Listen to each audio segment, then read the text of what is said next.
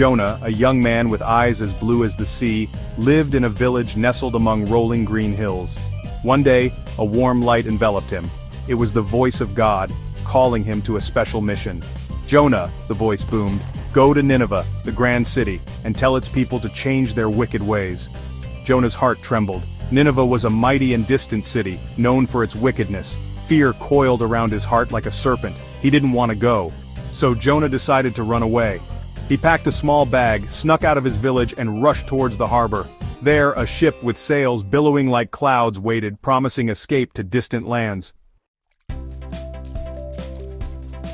The ship sliced through the waves, carrying Jonnah farther and farther away from Nineveh. He thought he had outrun his fears and God's command. But the sea had other plans. Dark clouds gathered overhead, shrouding the sky in an ominous gray. The wind howled like a furious beast, whipping the sea into a frenzy. Towering waves, capped with white, crashed onto the deck, tossing the ship like a toy. The sailors, strong men with weathered faces, battled bravely against the storm, but the ship was at the mercy of the raging sea. Amidst the chaos, Jonnah knew that this was no ordinary storm. He confessed to the sailors that he was running away from God's command, and begged them to throw him overboard. As Jonnah hit the churning water, a gigantic shadow emerged from the depths. It was a colossal fish, larger than any Jonnah had ever imagined, with shimmering scales that reflected the storm's fury. The fish opened its cavernous maw, and Jonnah was swallowed whole. Inside the belly of the fish, it was surprisingly calm.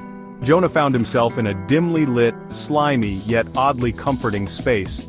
He spent days and nights there, surrounded by the rhythmic sloshing of the fish's belly and the muffled sounds of the ocean. At first, fear and regret gnawed at him. He wished he had listened to God's call. Now, trapped inside the fish, he felt utterly alone.